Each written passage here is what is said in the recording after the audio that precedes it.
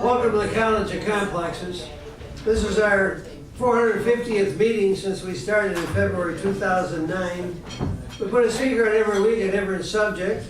We require a speaker to take a position on an issue or express a point of view that is for or against something. We don't care what it is. We give them an hour to make a presentation. If they go over an hour, we cut them off. If anybody interrupts the speaker, we remind the interrupter. We listen only one fool at a time. That's one of our rules. Then we have questions and answers from the audience of the speaker, not speeches.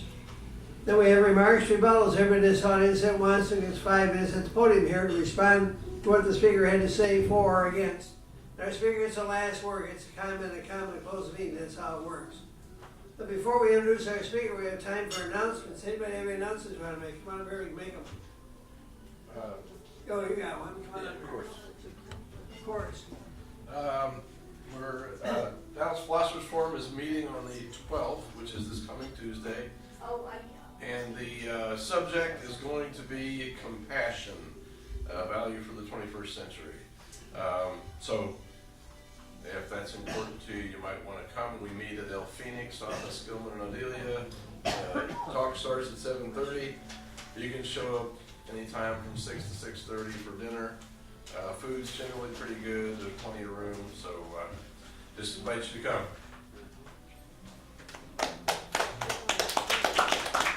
Any other announcements? Now's the time. Get it out of your system. No announcements. All right. Well, next week, Dale Klosterman will be our speaker. He's talking about Are the Gods Still With Us? On our itinerary here. I won't read all this. On March 23rd, Can Free Will Be Reconciled with Determinism? That's Ken Sauter. He's sitting right here. He'll be our speaker. And that's on your itinerary also. I won't read it. On March 30th, in the beginning, God is earth, only 6,000 years old. That's George Lujak. He'll be talking about that. It's going to be interesting. April 6th, Impact of Clyde Barrow, Bonnie Parker, and her baby daughter. That's Jim Gatewood. He's been here before. He's pretty good. He's an author, Dallas author. He wrote a book on it. That ought to be interesting. There's another one I don't have it here. Anyway, that's part of the itinerary. There's some more on the website that I don't have on the sheet here. Tonight, we have Jerry Berggren, I think I pronounced it properly, who has been working with the Texas State Legislature to eliminate daylight savings time. He will discuss how daylight savings time was first used in the U.S. in 1918 as an energy-saving measure to support the war effort and how it turned permanently with the Uniform Time Act of 1966 and how the public was sold on daylight savings time as an energy savings and being beneficial to farmers and ranchers. Yet he argues that today, none of these issues are true. Some daylight saving time was made a permanent feature. Scientific research has discovered that daylight savings time causes more harm than good. Jerry will explore some of the research about the effects of daylight savings time on energy use, business productivity, physical health, psychological health, and society at large. It will conclude showing what we can do to help end this untimely practice in Texas. So without further ado, please give a very, very warm welcome to Jerry Berggren.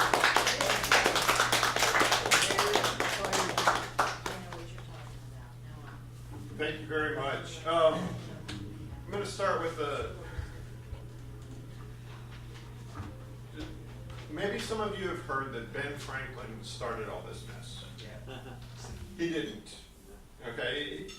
I was reading his autobiography not that long ago, and it was around 1750, 1751, when he had traveled to London on some business, that he noted that when he was walking the streets of London, especially in the morning, he noticed a lot of the shutters closed and the blinds drawn.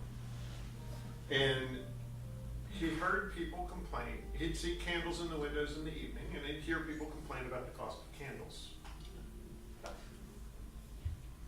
They were waking up late in the day, going to bed early, or going to bed late at night, burning their candles, and then complaining about it. Later in life, about 30 years later, he wrote a satirical essay that was published in the Paris Journal. And in that essay, he proposed to the government of Paris that to help the people save money in purchasing candles, that through a combination of taxes, fines, and the sounding of church bells, the slovenly habits of Parisians could be changed to rise at a more economical hour. He'd been thinking about this for quite some time, about 35 years. To Ben Franklin, this was a joke. To modern America, it's our life. So, first used in the U.S., 1918, as an energy-saving measure for World War I. It was actually first used in Germany before America adopted it, and before the UK adopted it. Back in 1918, when it was first adopted, the primary use of electricity was lighting at night. They didn't have internet, they didn't have television, they didn't have air conditioner. Radio transmission broadcasts were a very, very new thing, and most people didn't even have radios. So most of the energy was used to light up homes at night. So it stood to reason that if people were staying up or staying up later at night with more sunlight, they would use less power to light their homes. Today, though, we've got a few extra electric appliances than they had back then.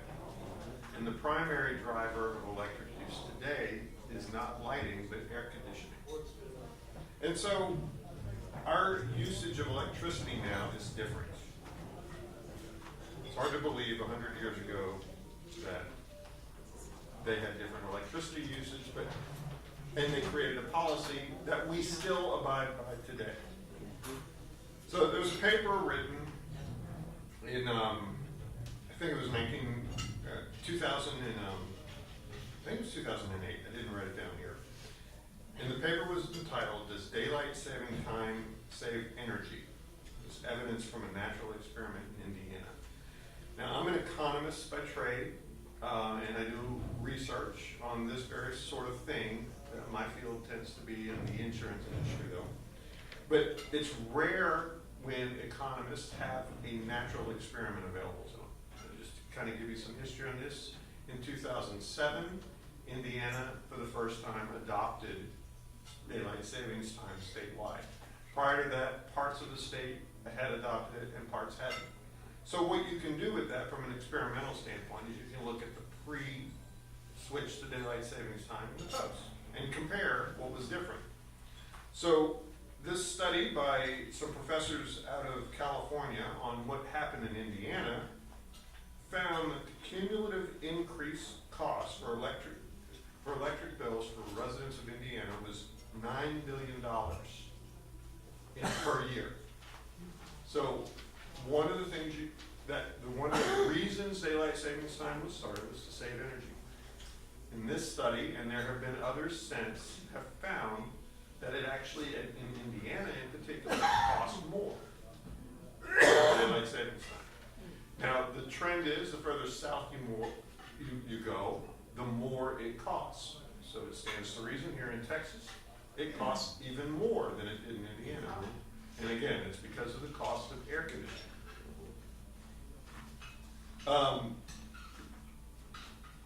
So their conclusion was this, is that we find that the long-standing rationale for daylight savings time is questionable, and if anything, the policy seems to have the opposite of its intended effect. They go on to say the evidence here suggests that continued reliance on Benjamin Franklin's old argument alone is now misleading. Remember, Ben Franklin was making a joke, right?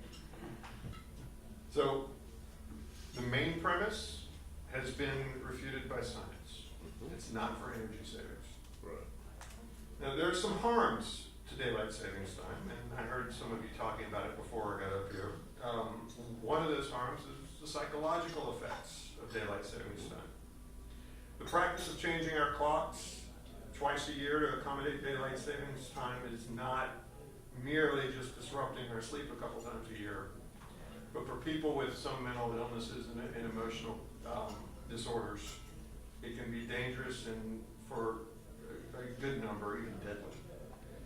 There was a study of suicide data in Australia done. They measured, Australia made a change in their daylight savings time usage, And in that study, they found that men who were diagnosed with both bipolar disorder, just a small change of 1 hour in the clock resulted in a higher rate of suicide both in the spring and in the fall shift. From a review of research on suicides, without identifying a relationship to daylight savings time, researchers found that the rate of suicide among those with mood disorders was highest in the months following the switch to daylight savings time. So that would be March and April, and then on the other side, October and November. When the study was done, it was when we were switching earlier in the year. In that study, it also found that it took 2 months for the rates of suicide to drop back down to normal levels. So switching the clocks isn't just an overnight thing, isn't just something that happens for a few days after. For the people who are probably the most at risk, it is a danger for 2 full months. And if you think about the timeline on that, shortly after that, you're switching the clocks again. So folks with mental disorders and emotional issues are far more affected by the impact of switching the clocks for daylight savings time. More recently, and I think this was done just last year, Dutch researchers found that daylight savings time increased hospitalizations for those with mood disorders. The increase they found in the Netherlands was 11%, and that effect lasted for 10 weeks. So the increase in hospital admissions lasted for months as people tried to adjust to the new time regimen that they were under. So let me just connect a few dots for you. You guys are aware there's an opioid crisis in this country. Many of the people who are addicted to opioids are people who have mood disorders and mental illness. Changing the clocks actually enhances their desire to get involved with opioids, to address the feelings of psychological feelings of discomfort that they have. My wife is an emergency room nurse, and if you've been to the emergency rooms lately, you would know that getting a bed is a challenge.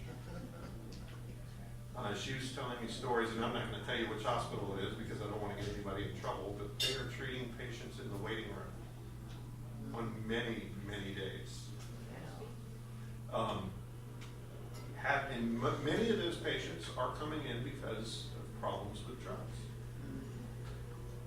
It's stupid, in my opinion, to keep doing something that exacerbates this problem further. And if you can reduce hospital admissions, that's going to make it a lot easier for everybody who works in those facilities, who really needs the care right away. It frees up some resources. Ultimately, it would reduce the cost of health care.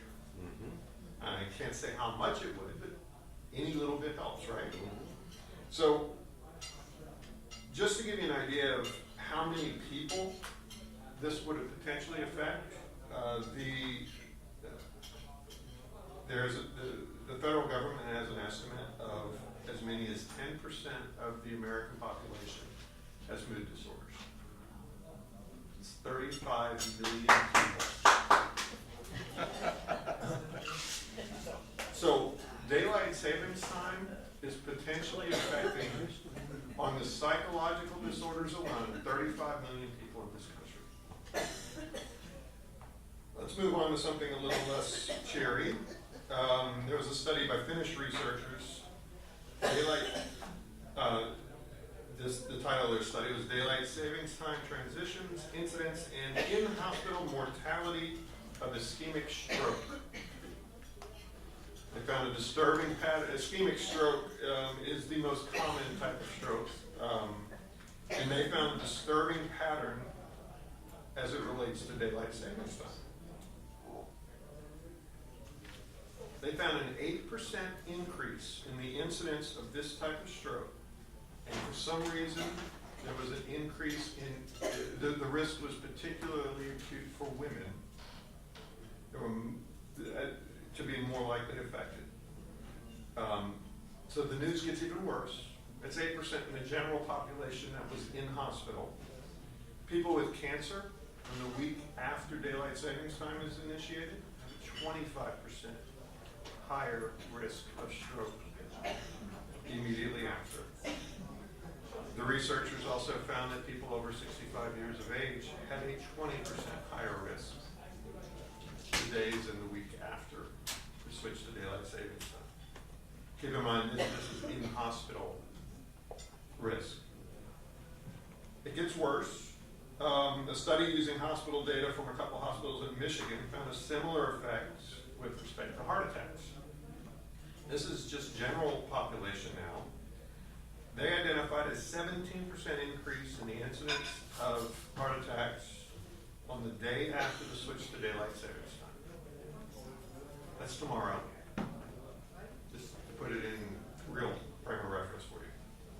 Another study, also done in Michigan, found a 29% increase in heart attacks the day after daylight savings time was enacted. That study also found a drop of about the same size when time returned to standard time in the fall.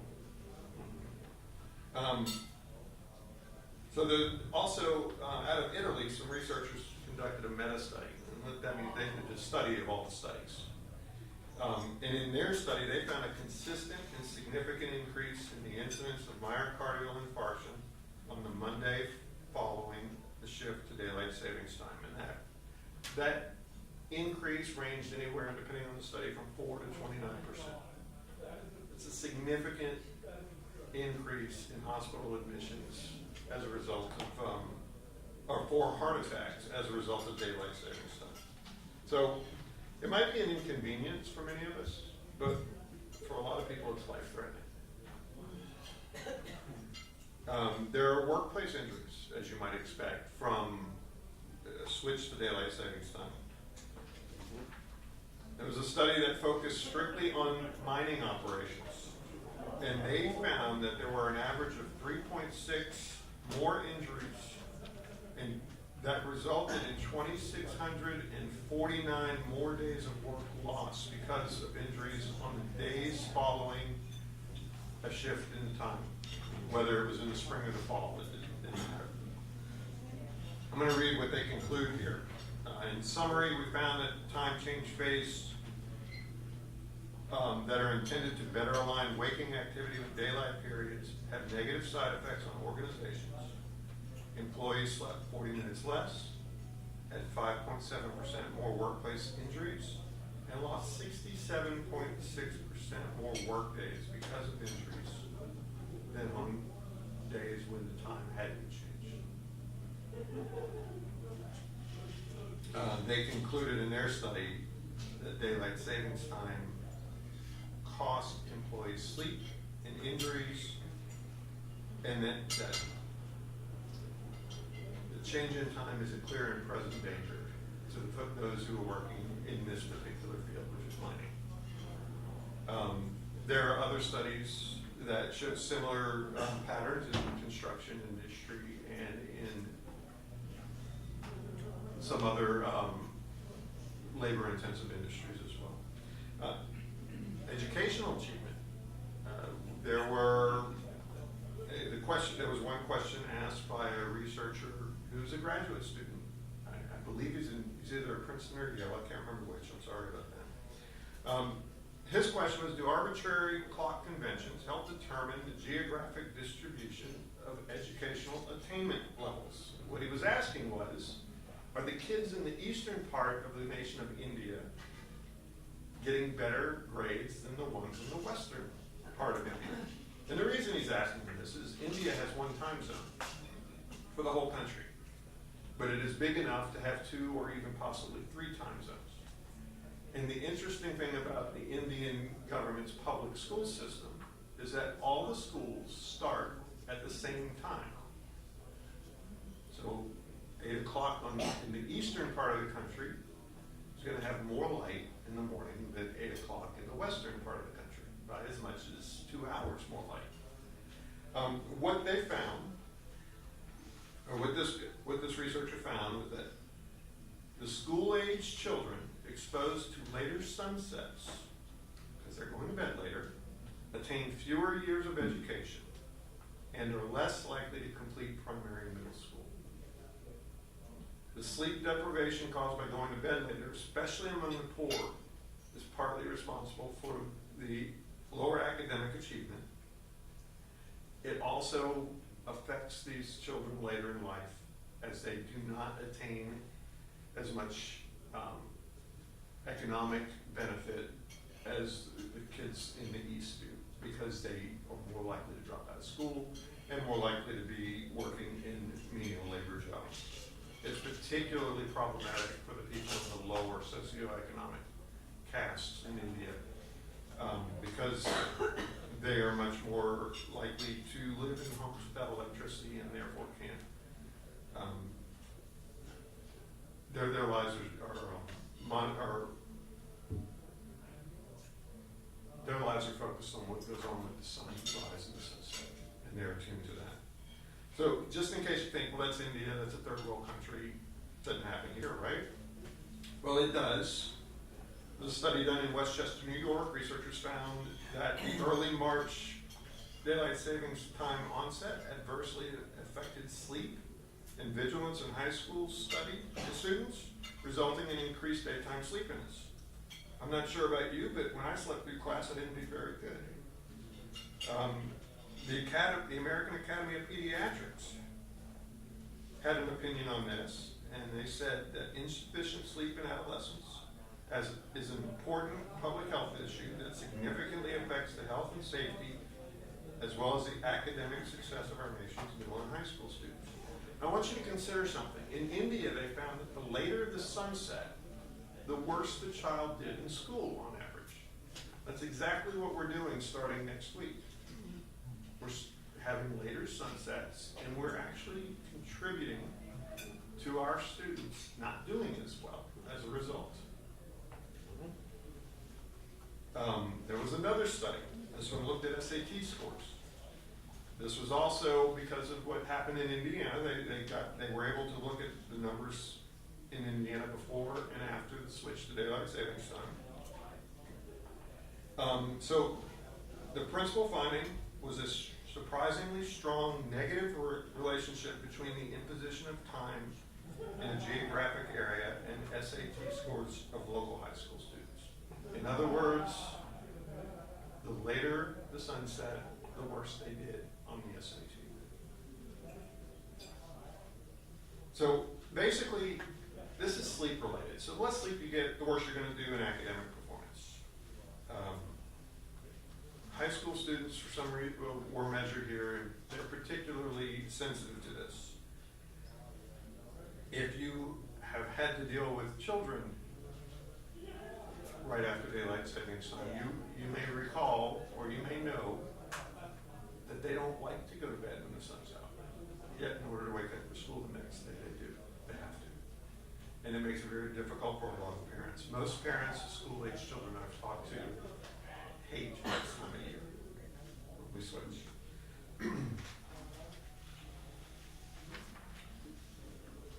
So one simple solution to improving academic achievement would be to just stop. We don't need to put more money into schools. We just need to stop changing the clocks. Amen. So this spills over into the workplace, as you might expect. There was a study done to identify something called cyberloafing.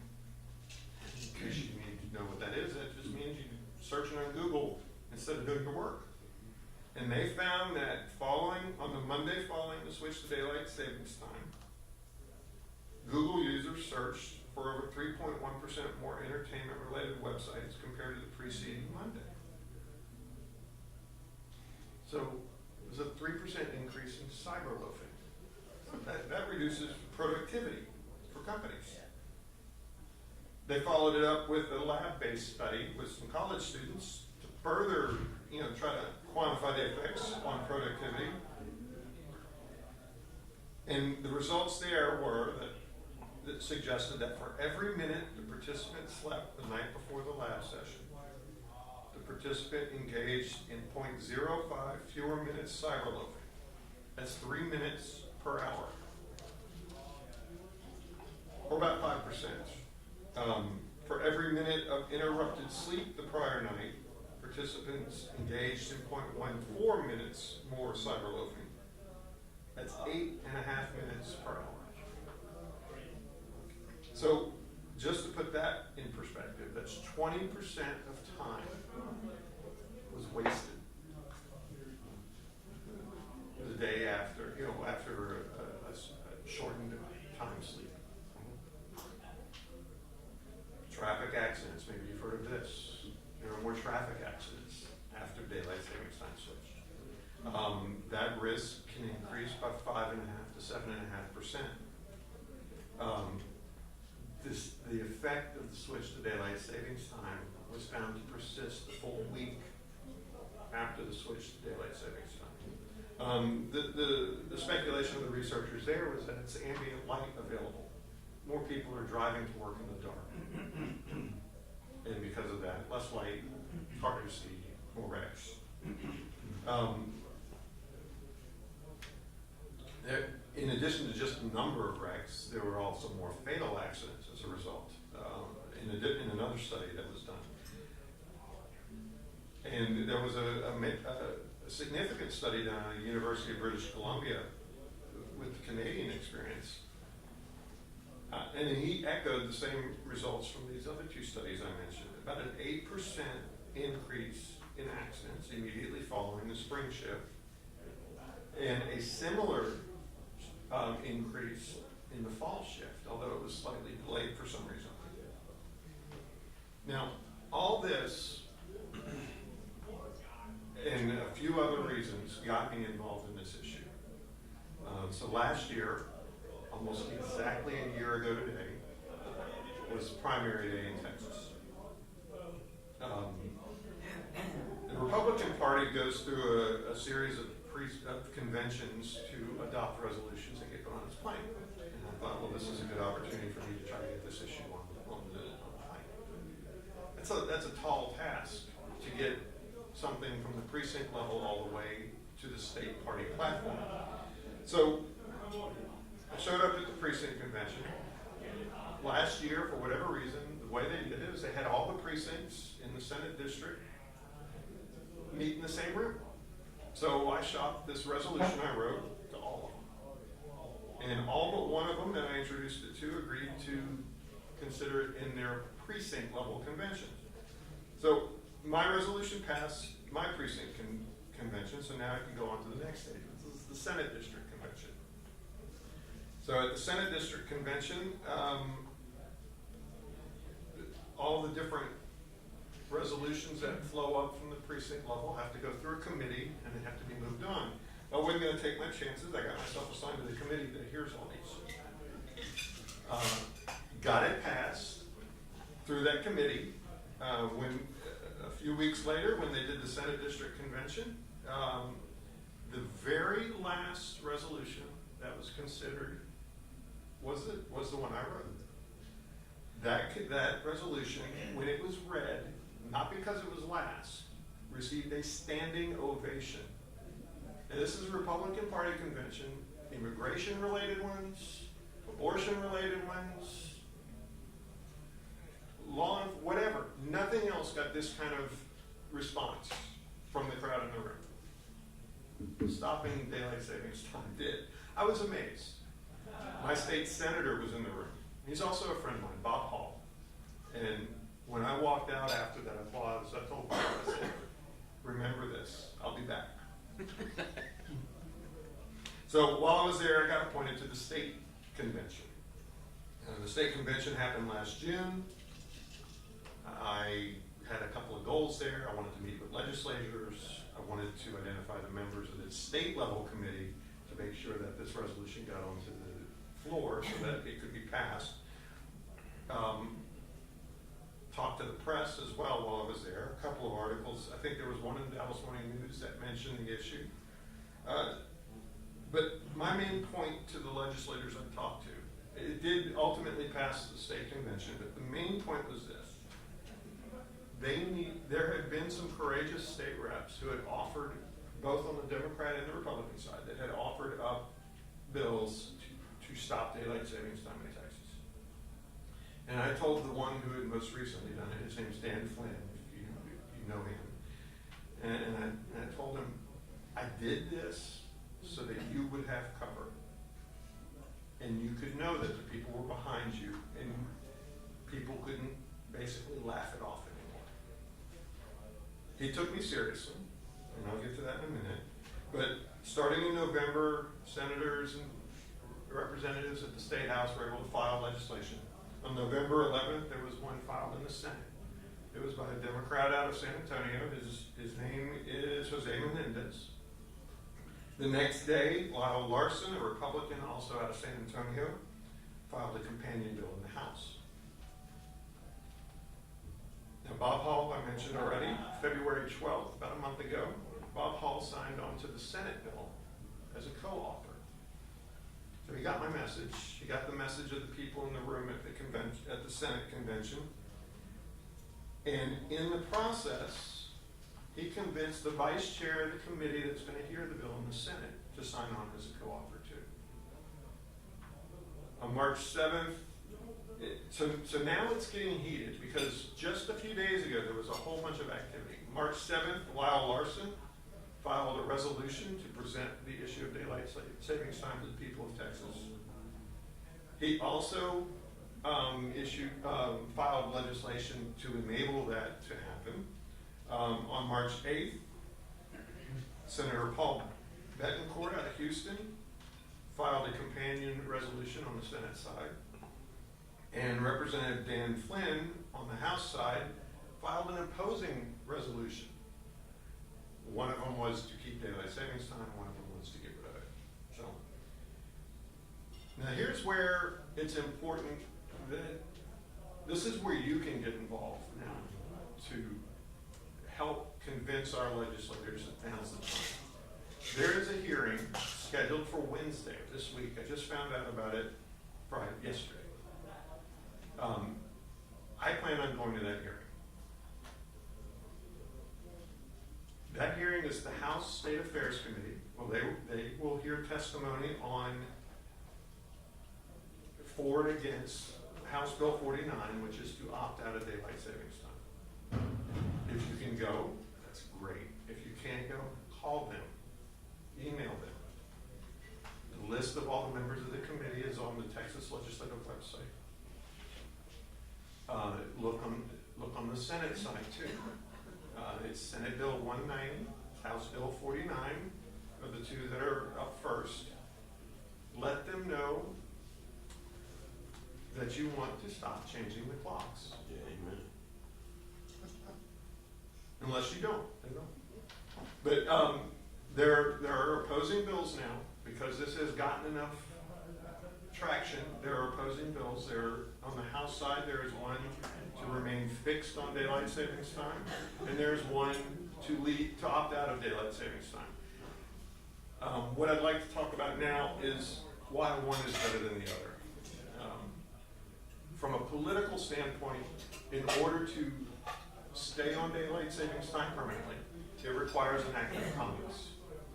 And we all know how much they can get done. The law allows any state at any time to choose to opt out of daylight savings time.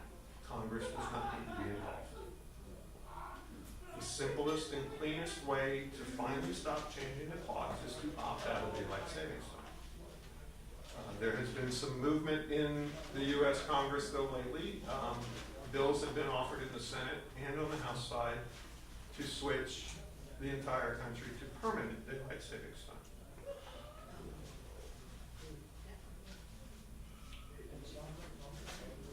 So, either one, in my opinion, is fine. It's easier for Texas to opt out of daylight savings time. The other thing to consider, and it really doesn't, from my perspective, it doesn't matter which one happens, because what will happen is businesses, schools, churches, everybody will adjust to the new schedule. And schools will start later, businesses may start a little later if we go to full-time daylight savings time. So that's why I don't see a big difference. There are others who do, and their arguments are probably valid. One of those arguments is that children will be waiting for the bus in the morning in the dark. It'll only take 1 or 2 accidents before the school district will switch the time the school starts. Yeah. So if you want to get involved with this, now is the time to contact your state rep, your state legislator, your state senators, and anybody.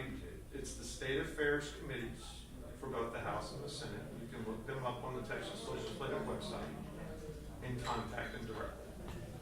Does anybody have any questions? Yeah. Yeah. Who in the Texas Legislature wants to keep the status quo? Well, I don't know in the legislature right now, but but the groups that typically favor keeping a shift to daylight savings time are those who are involved in recreational industries, camping, sporting goods. They want to keep it? Yeah, golfers. The very concept of daylight savings time in the modern era was developed by a Scot who wanted to go golf after work. So it's the recreational industries that typically afford. The Chamber of Commerce it was the Boston Chamber of Commerce who originally supported the idea of daylight savings time as a way to keep people shopping later in the evening. I don't know about you, but I do about half of my shopping online. I don't even go out. It comes to me. We're in a different world than we were in 1919 or even 1976 for that matter. So it's a policy that has continued and has outlived its usefulness. Any other questions? Yes, ma'am. Yeah, you mentioned that you consult to the insurance industry? I work for a trade association that deals with the insurance. So how much of your connection, or did that have anything to do with you going to the legislature? So you're not in a lobbying? I'm not lobbying on anybody's behalf but my own. Yeah, and as it relates to, the sunsets affecting children's sleep, I mean, the benefits of the daylight savings, giving longer summer hours and all that. Turn it down. The majority of that additional recreation time in daylight tends to really hit when Turn it way down. when schools are over, they're out, there's very little impact per se, come end of March, April, May. I mean, when kids are out of school, pretty much before it really gets to, it's 9 o'clock, 9:30, that's a July, August, pretty, and that's when, most people, whether they work or school kids, want to have the additional time for recreation, whether it's golf or otherwise. And by the way, I must preface this with, I don't care one way or another. I've just grown up all my life setting clocks, Right. and not given a lot of thought to it. And so I don't, what I'm interested in is the statistics on the research that you quote, especially as it relates to suicide. How do they correlate to statistics where suicide is very prevalent in countries like Scandinavia, potentially Alaska, I don't know, where they have months of darkness, months of sunlight? One of the studies I quoted was done in one of the Scandinavian countries. I believe it was Denmark. Or it might have, Finland was I'm sorry, heart I didn't hear attack. that. Yeah, Finland was on heart attacks, and Denmark was hospital admissions for psychological The disorders. depression and the Yeah. like, Yeah, which in that instance, it's a little depressing, living in darkness or going to work, Sure. you know, and sunlight trying to get to sleep. But And they found the biggest effect on that study in the winter. It was the sudden shift to an earlier sunset that caused people who were already predisposed to seasonal affective disorder, which happens in Scandinavian all the countries time, a lot. yeah. It accelerated their dive into that depression. Yeah, and it's very strange when you go to a place like Alaska in the summertime, for instance. They have much longer days there, and we happened to be there around the 4th of July once.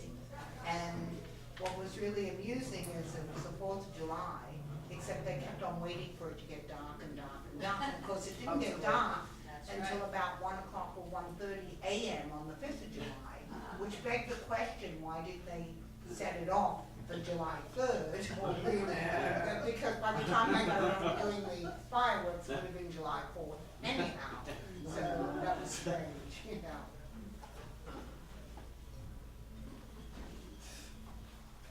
Is there any federal funding that would hamper opting out? No. The short answer is no. There was legislation passed a few years ago at the federal level. It was during the Obama administration that untied federal funding to daylight savings time observation. It used to exist. It doesn't anymore. And I have a Monty Python-esque theory here. Given the figures that you've given us, obviously it is green beer that causes everyone to recover from daylight savings. And that may in fact be true.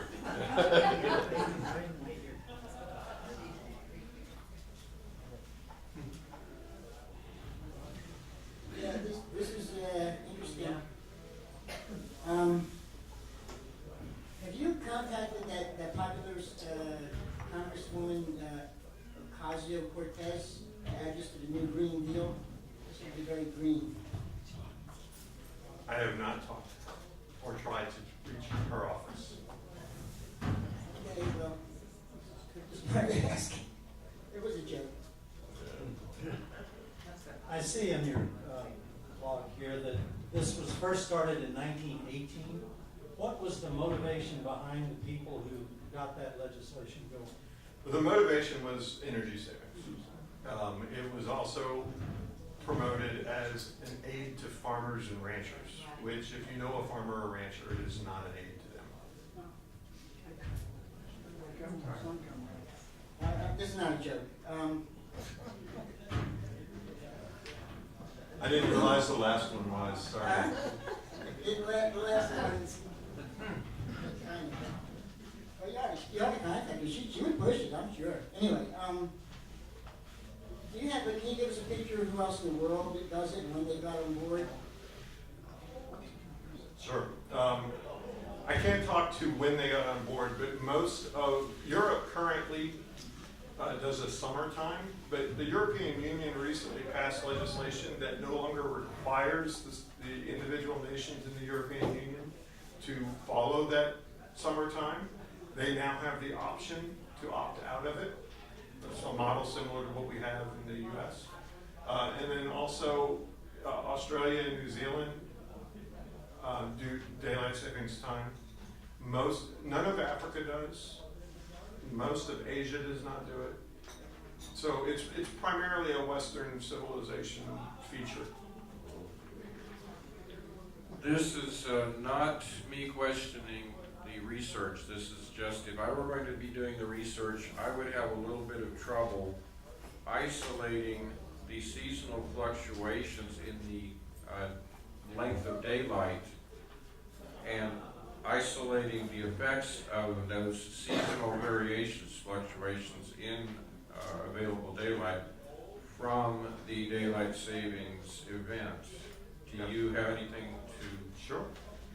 Most of the studies I cited talked about effects that happen days after the change. There's not a whole lot of difference in daylight from one day to the next.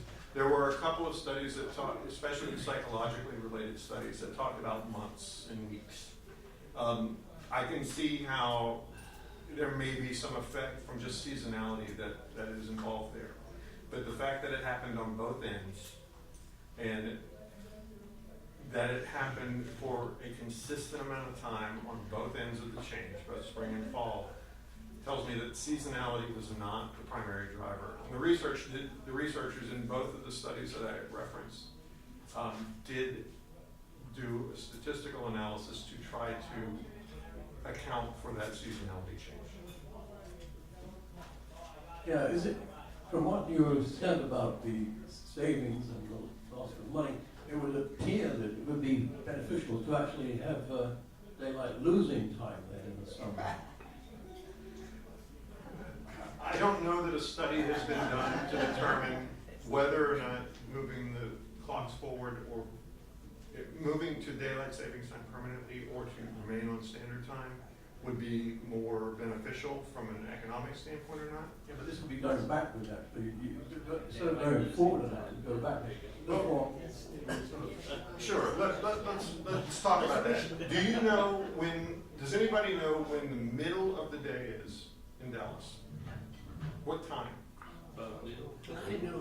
Wrong. 2 o'clock. Tomorrow it'll be 1:30 p.m. So the issue is we get a whole lot less light in the morning and a lot more in the evening when we do daylight savings time, starting tomorrow. Right now it's close enough, it's 12:30, it's midday. Now, the point you were making about daylight losing time is it would make the shift then to 11:30 instead of 12:30, and you'd have the same problem except the other direction that you have with daylight savings time. Theoretically, obviously there's no way to test that. But you said that children, when they stayed up late, studied less, and there was also a cost benefit of air conditioning. So presumably, if that's true, if you kind of reversed it, in fact, actually, if you changed it, say like a quarter of an hour every couple of months, to keep it more sort of stable. Australia actually did that when they made the shift for when they hosted the Olympic Games.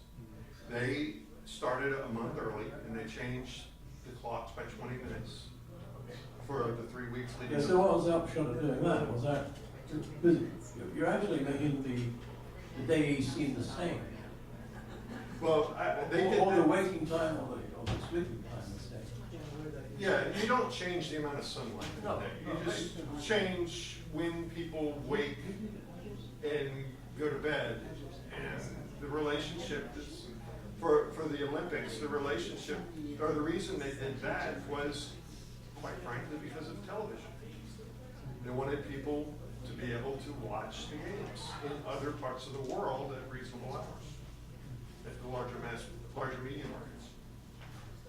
So is it, I mean, is the savings or the loss, I mean, because it's, from what you said though, it seemed to be the sleeping time, or the starting of the sleeping time was changing, and that caused the problem. So that if that were true, then you would try to keep the sleeping time more the same. So let's use a school child as an example. Let's say this child goes to school and has to be at school at 8 a.m. In tomorrow, if it wasn't spring break, they would go to bed at their normal bedtime hour, and the sun might still be up. Children are more attuned to the circadian rhythms that are naturally built into each of us, and are going to resist that. Therefore, they will stay up later. Parents will have stress, there will be fights, and I've been through it, I know. And eventually, the child will go to sleep. There was one of the studies I showed said there was a 40-minute deficit in sleep immediately after daylight savings time was instituted. But they still have to get up at the same clock time the next morning, which is now an hour darker, closer to dark than it was before. So in effect, they're going to bed 40 minutes later and waking, or 20 minutes, I can't do the math right up here, but they're going to bed later and waking up earlier. fighting, so they're losing sleep, in other words. Yeah, they're losing sleep, and it's all sleep related. Moving the clock even further up wouldn't, unless the schools change the time of day they started, moving the clock earlier wouldn't have an effect. Well, they could do that, so this is the thing, though, the whole thing could shift more, Sure, it could. and, you know, work as well. There's a reason a lot of school districts in this area have spring break this week coming up. It's because academic achievement goes down most dramatically in this week, but continues on for the rest of the school year. There's several questions up there, so.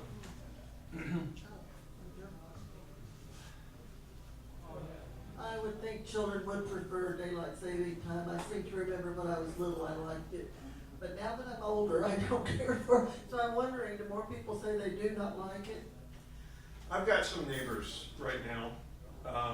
They've just sold their house and they'll be moving, unfortunately. But they have small children. They have 2 little boys. One I think is 3 and the other is 7. They are out in their backyard playing when the sun rises. It doesn't matter what time of day that is. They are up and running around when the sun is up. When it gets dark, they go to bed. Children are much more in tune with the natural cycle of light and dark than we have grown to be accustomed to. And we've all grown up in this era of time shifting. But children don't abide by the clock, except as their parents make them. It's when the sun comes up, it's when the sun goes down. And in the summer at 5, I heard those little boys out playing yesterday. It was just about 15 minutes before the sun rose. They're poor parents. But they were having a great time. And they were having it loudly. Okay, who said this quote, if you know, and where did they say it? Early to bed, early to rise, makes one healthy, wealthy, and wise. Farmer's Almanac. That wasn't it Poor Richard's Almanac? Yeah, it's Poor Richard's Almanac. Which was? Ben Franklin. Ben Franklin. When it gets dark and blackout. What's interesting with these time zones is that if you live on the eastern border of the time zone, as far as the sun is concerned, you're getting up an hour later than someone in the same time zone on the western border. Because there's a 1 hour difference in, Sure. in the sun, in the rotation of the earth. Secondly, just of interest to this, I think, years ago I was reading about this. In France, they did an experiment where they took people and put them in a warehouse that was completely sealed off from day and night. And they had no watches, no clocks. They were completely deprived of any sensory perception of day and night. And they all reverted to a 25-hour clock, which is the period of the day on Mars. I read that study actually. Yeah, I saw it. It's a pretty interesting finding. John, pass it around so others can see that. You had mentioned something before about Australia. They asked everybody to adjust their clocks by 20 minutes, or they just... The I official didn't time, understand. the official time was adjusted by 20 minutes. Never heard of it. He lived I was he there lived once, almost- but he never lived- heard it mentioned once. Whether that's I don't know where that information comes from, but I can tell you, one, he lived there during the Olympics. that's what I, you know. And two, I can tell you that the average Australian would say, bugger this, mate. You know? I I was in the pentathlon, I would have not. don't blame you. This, you know, the research I got on that came from the National Geographic. Yeah, but the other thing about the kiddos, and you talked about academics, and especially with high school, the thing I would state on the kiddos thing, you know, your neighbors, you know, it is up to parents when kids go to bed, whether there's a sun out or not. Sure. Okay, and so I put that on the parents. quite frankly. But with regard to the academic performance of high schoolers, there have been a lot of studies, obviously, as it relates to the fact that kids that are going through puberty, okay, shouldn't be going to school at 8 o'clock in the morning anyhow. Correct. Because their whole system is changing, and they would do much better to show up at 10. To Right. be more productive in a day, okay? That's right. And whether it's in school or in the workplace as it relates to productivity in general, you know, I don't know that I would put that on daylight savings in any way, given the fact that people are doing that 24/7, not just at school or business, and the productivity in general has gone down because of the internet and the silly phones and what have you. Well, So- productivity numbers have not gone down, they just haven't gone up in the last 20 years. There's a general law. This is my field. There's some ups and downs, but in general, it's about the same as it was about 20 years ago. Now, it has gone down from, I think, the early 70s. That's right. There was a peak in the 70s, and then it started to drop off, but it has leveled out, and it has been at the same level for about 20 to 25 years. Now, on the other issue, you are correct that it is up to the parents to do that, to put their children to bed at a reasonable hour. The argument I'm making is, why do we have a policy that makes it more difficult? I guess I would say, you know, again, it's how you train your kids to begin with. I mean, when you bring them home from the hospital, you put them in bed by a certain time, they get used, they'll wake you up, whatever. But when they're younger, you know, bedtime's bedtime, you know, that's when they go. They go by the time that you're saying it's 7 o'clock or 7:30 or what have you. Sure. When they get older, it goes on, you know, and kids that wake up, if you don't get them into that kind of a schedule, you're gonna have a horror show regardless, right? And getting up earlier in the morning, I'm not arguing with you about parents' responsibility. Yeah. What I'm I saying don't know is how to that equate that to daylight savings, that's my point. the argument I'm making is that shift to daylight savings time. Because children, even up through teenagers, are more attuned to the circadian rhythms of their biological circadian rhythm, and the light and dark cycle that we all go through as part of this great universe, right? Their natural instinct is to arise when the sun rises and to go to sleep when the sun sets. Teenagers are shifted a little bit further in the day toward the later rise or later bedtime. But you're fighting against nature when you're changing the time and asking and putting all the blame for children not getting enough sleep on parents is asking parents to be more powerful than the natural effects all around the children. And I think, quite frankly, that's an unfair thing to do to the parents, the children, and the entire school system. The teachers that have to deal with these sleep-deprived kids the next morning.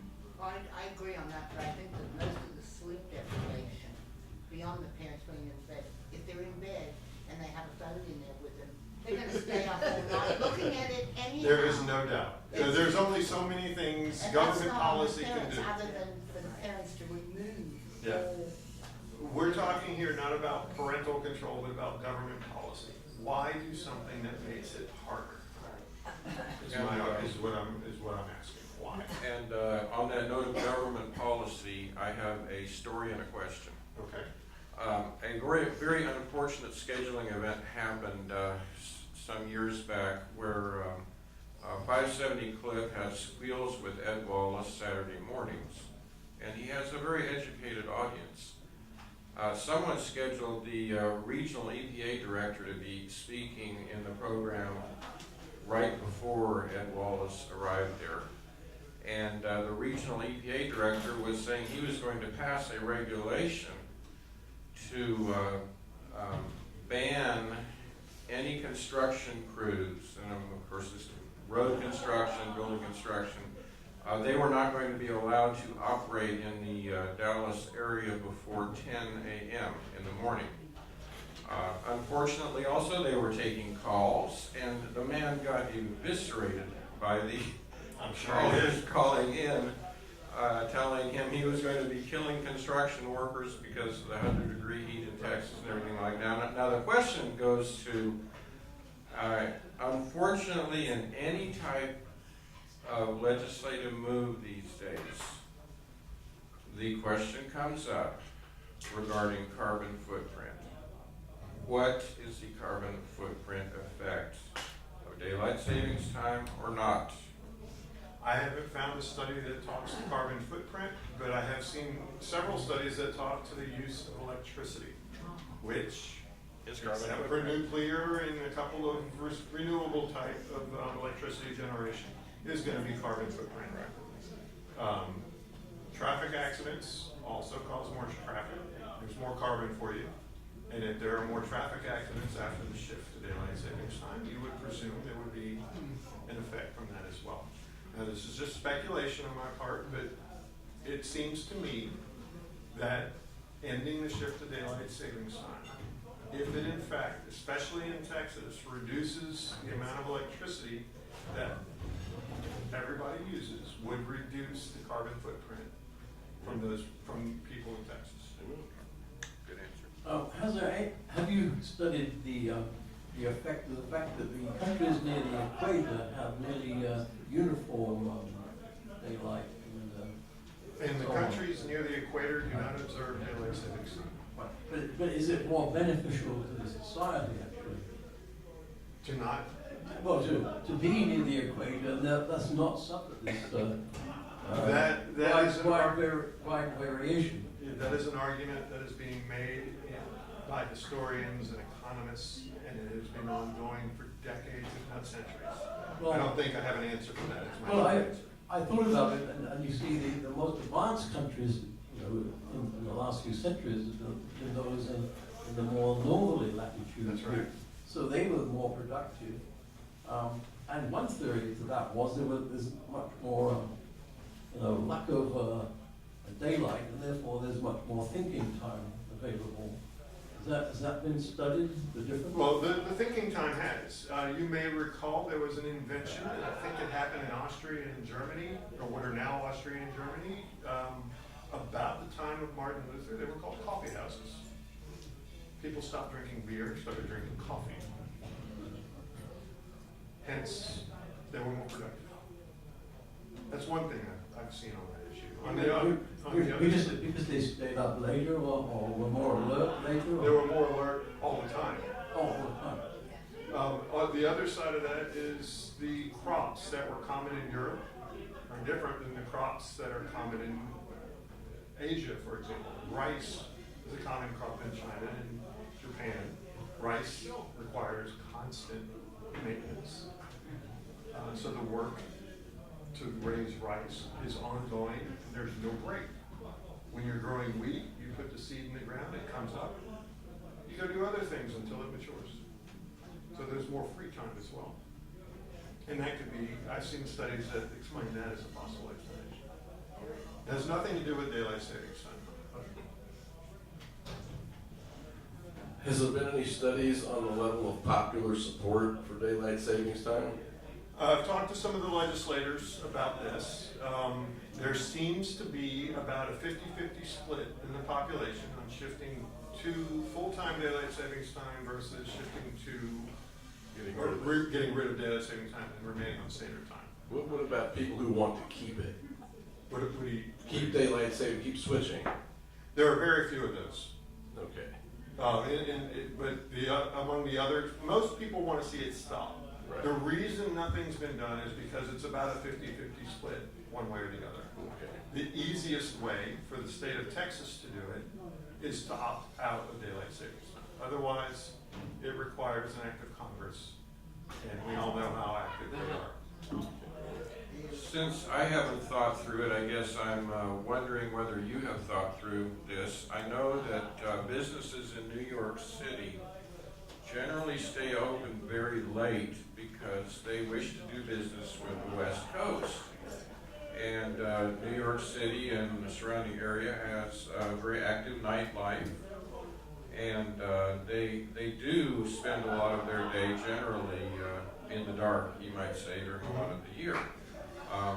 So what would you see being the effect on the business aspect there as regards the East Coast? Well, I don't care about the East Coast. I care about Texas. Thank you.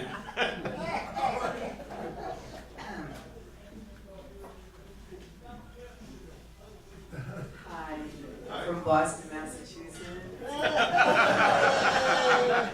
But you're in Texas. Yes, and I've been here since 1980. I did move here by choice because this is where, I mean, I agree that we need to stop switching, but in the difference between standard and daylight savings.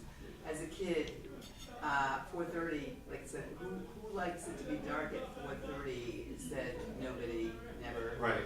Okay, and it was horrible because there's a lot of depression and everything. I mean, it's dark at 4:30. But the sleep thing, this is just coming from me. I remember by 8 o'clock, we're exhausted. I don't care if the sun was out or not. We were tired as a kid. And my grandbabies had just moved here from Texas, moved back to, well, they were from California, but they're here in Texas now. My daughter has up these, and again, this is a parent thing, but she's got the curtains, you know, The dark blackout. curtains there. Those kids go to bed.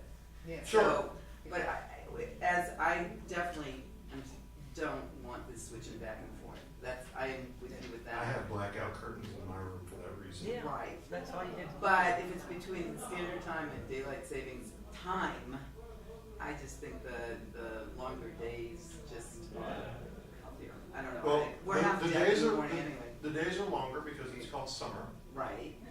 So that's the primary thing. But I'm talking about the winter time too, The because when winter- it starts getting dark early. And the days are shorter because of things that are beyond government control.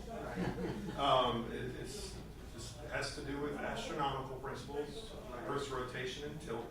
There's nothing we can do about the length of the days or the length of the amount of time of sunlight.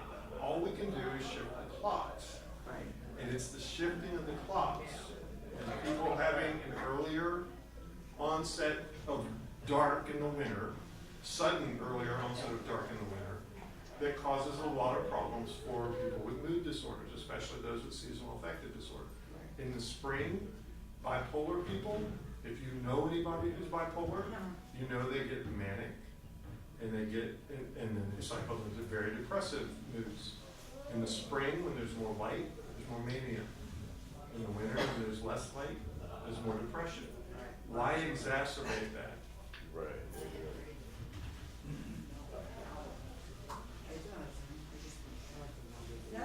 Well, I think one reaction I have here is I'm kind of awestruck by how sensitive and how easily pushed out of their balance it appears that the populace is. If something like the changing of a simple clock of an hour, if that is having all these permutations, I mean, that sounds like something that needs to be addressed. I mean, we were a frontier society a few hundred years ago. So here's the thing, for the majority of people who don't have mood disorders, who are not compromised from a health standpoint, losing an hour's sleep here and there isn't that big a deal. But there is a really significant portion of the population that is compromised, either through psychological, they're compromised psychologically, emotionally, or physically, especially with the high rates of cardiovascular disease in this country, who are more susceptible to these modest shifts in time that happen suddenly. A modest shift in time that happened over a long period of time wouldn't be as big an issue for them, I would suspect. It's the sudden change that causes the real problem. I would think that it would be far healthier psychologically that instead of flying to China, you take a slow boat to China. Well, it's funny you say that, jet lag, which I'm sure if you've flown to Europe or even across, from East Coast to the West Coast, or Australia, is a very significant issue for folks. I mean, the day arriving in Europe from a flight from America causes many people to just not be able to function that first whole day they're there. They have to adapt. So, I mean, it's even worse for people who are compromised. Well, we no longer have the Carol Burnett show, but my offering for a Carol Burnett show would be somewhere in time where the couple is broken up because one goes on daylight savings time and the other doesn't.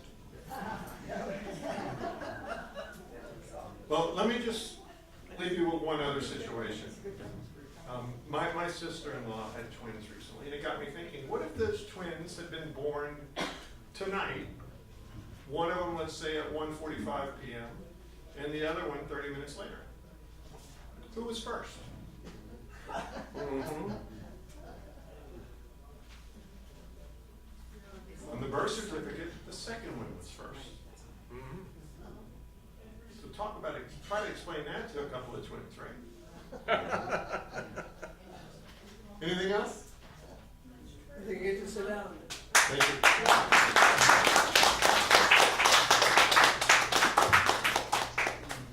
Now it's your turn to talk, so you get 5 minutes up here to respond to the speaker said, for or against, and that's it. I had the momentum. All right.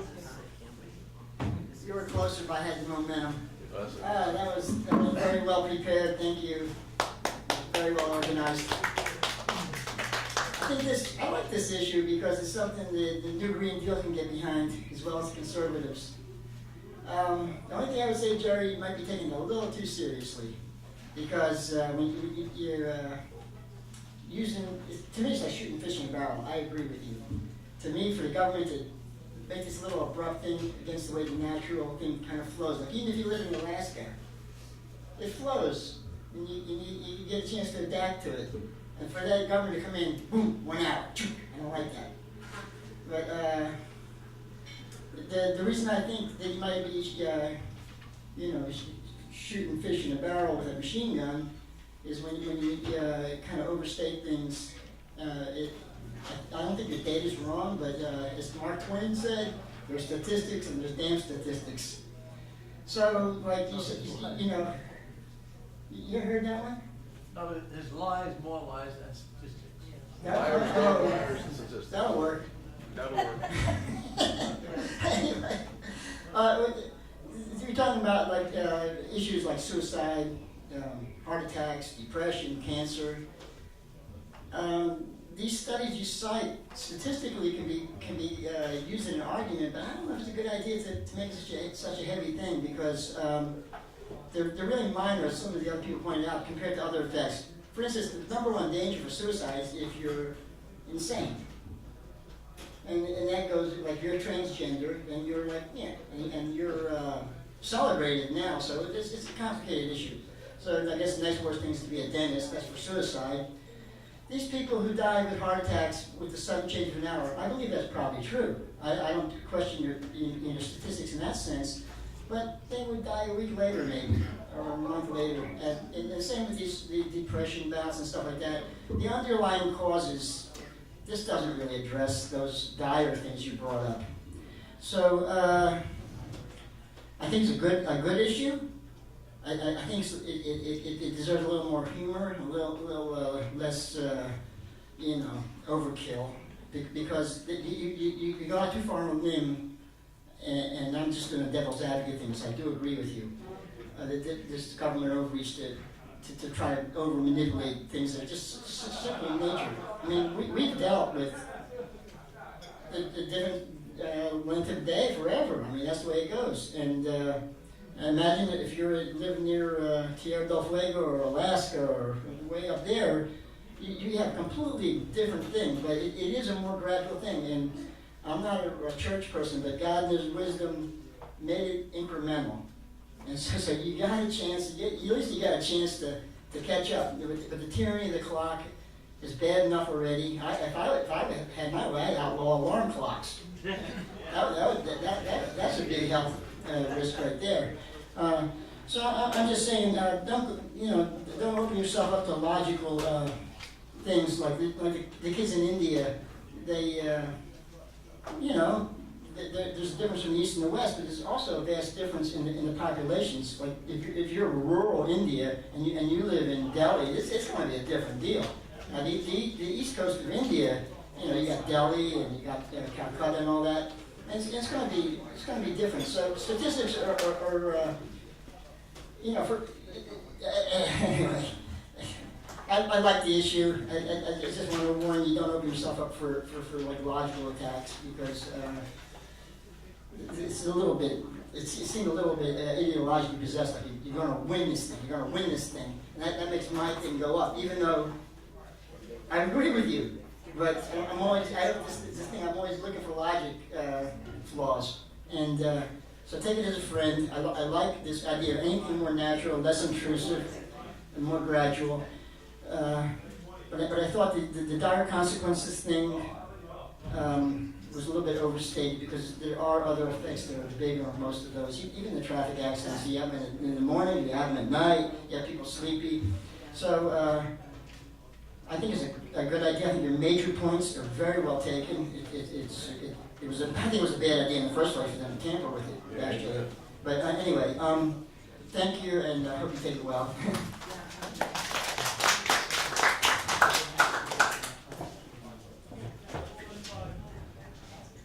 I have been waiting for somebody to push this really hard. I don't think there's much of anybody that wants to keep daylight savings time the way it is. I mean, and that's why I asked about a study. And apparently your feeling was there's a 50 wanting to go to daylight savings time permanently and 50 wanting to just get rid of it. I don't care. Actually, I do care. I just want to get rid of it. Anything that disrupts everything twice a year unnecessarily, we don't need to keep. So basically, I just say amen. Write your congressman.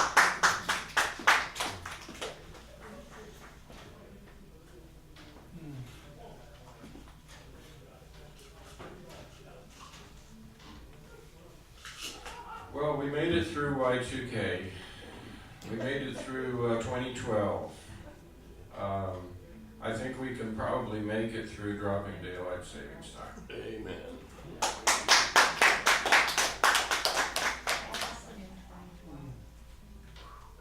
That was the Mayan calendar, end of the Mayan calendar. Oh, right. I'm sorry. That's right.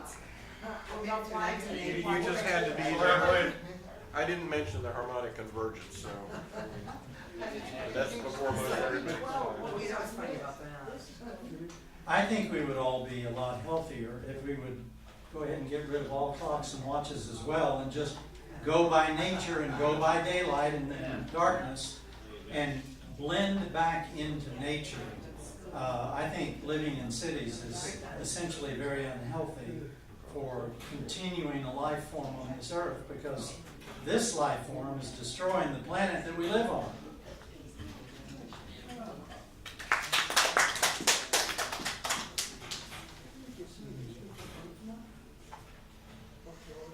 I gotta get up on that one.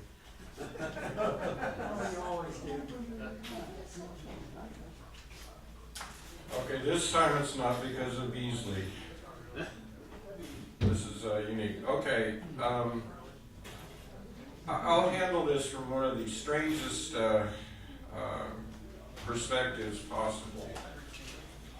There were some people who were commissioned to communicate with a ET who they had at Dulce, New Mexico, and they called the ET Evie, and he lived for a few years and then died. But during the time Evie was alive, there are these transcripts of these interviews, and somebody asked Evie about humanity and the damage and so forth that humanity's doing to the earth, and Evie said, well, how is that any different than, say, the beavers or some other species?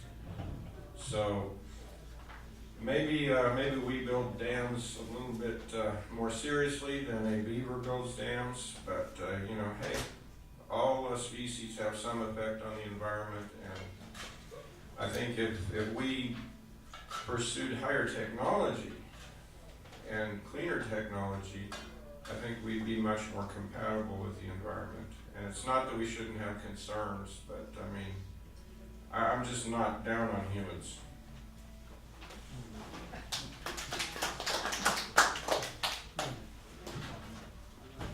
Looks like I'm the last one standing. So anyway, I want to thank our speaker for doing a great job here tonight. Doing a great job. I was in the Navy years ago, and we used to work on Central Standard Time. Greenwich Mean Time was Greenwich, England. That's when they set the clocks originally. And you had 24-hour around the world. And that's how Greenwich Mean Time was set up. That's how the different time zones were set up years ago.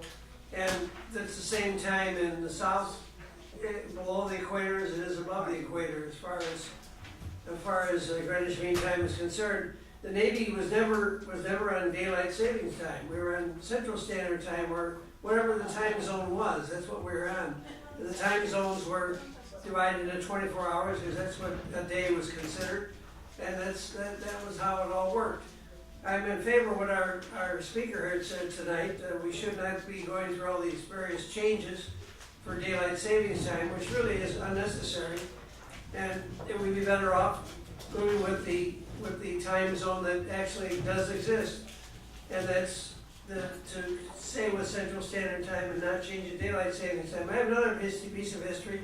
I worked in the railroad industry for 47 years, and during the first 10 or 12 years I was there in Illinois, I was on Central Standard Time, and during the summer, everyone else went on daylight time, but the railroad stayed on Central Standard Time.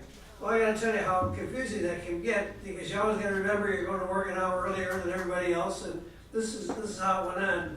But of course, I never had the circadian change of daylight savings time because I was still on the railroad time. But it was confusing having to sort out all these different times. The only thing I can say against what you had to say is that if Texas were to go out to off the daylight savings time, then you're going to have more confusion with other states that are on daylight savings time. And that's going to be a problem. And I'm more in favor of the whole country going off to daylight savings time if it can be done. And I'm more in favor of getting Congress to do it, get them to do it, and go on a standard time, because we'll all be better off. Anyway, that's my view on it. So you get the last word.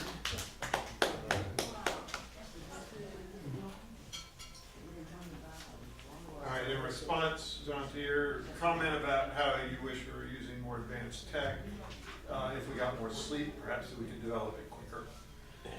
In terms of waiting on Congress to do something for the country, I've heard this argument from others. Well, yeah, that would be okay if Texas did it, if some other states around us did it.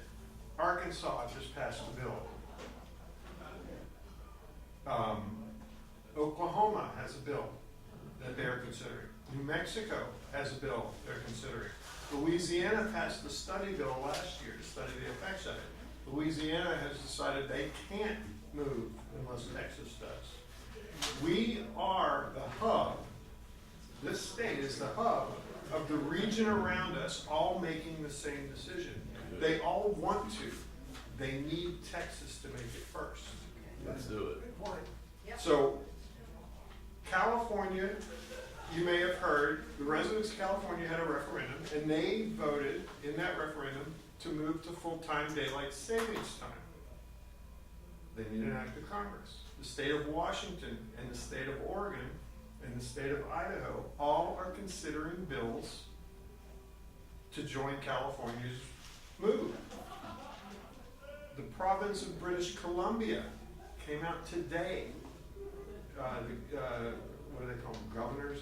I don't know if they call them governors, but the equivalent of the governor in British Columbia said he would align British Columbia, work to align British Columbia with whatever it was Washington and Oregon and California did. People want this to stop. Yes. The easiest way to do it is for it to come up from the states and not wait for Congress to do it. Now's the time. This is the moment that there's a real chance for it to happen. I talked about a bunch of activity going on in the Texas Legislature. There is a lot of activity because there's a real possibility it can happen this time. We've got the vice chair of the State Affairs Committee sponsoring or co-author of the bill that would end daylight savings time. When that happens, you can just about be assured it's going to make it to the floor. We've got another senator on the committee who is a co-author of the bill. That bill is coming out of the Senate committee. I can almost guarantee that. The House is a little different story, but we've got bipartisan support for it in the Texas Legislature. We don't need to wait for Congress. When's the last time you waited for Congress to do anything right? You're still waiting, right? Right. So now's the time. This is our opportunity. My ask of all of you is to contact your state reps, your state senators. Contact the governor if you want. But it's the state that can do something, and it can do it now. And Governor Abbott, by the way, I saw something a few months ago that said he would be favorable to a movement like this. The time's now. Amen. Help us out. Help me out. Help us all out. All right.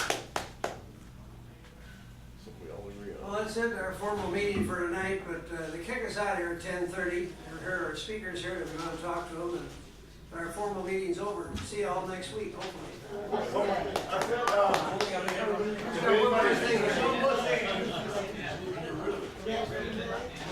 If anybody is interested, I've collected a bibliography of all the research I talked about tonight. If you would like to follow up with some of this research, I've got the list for you.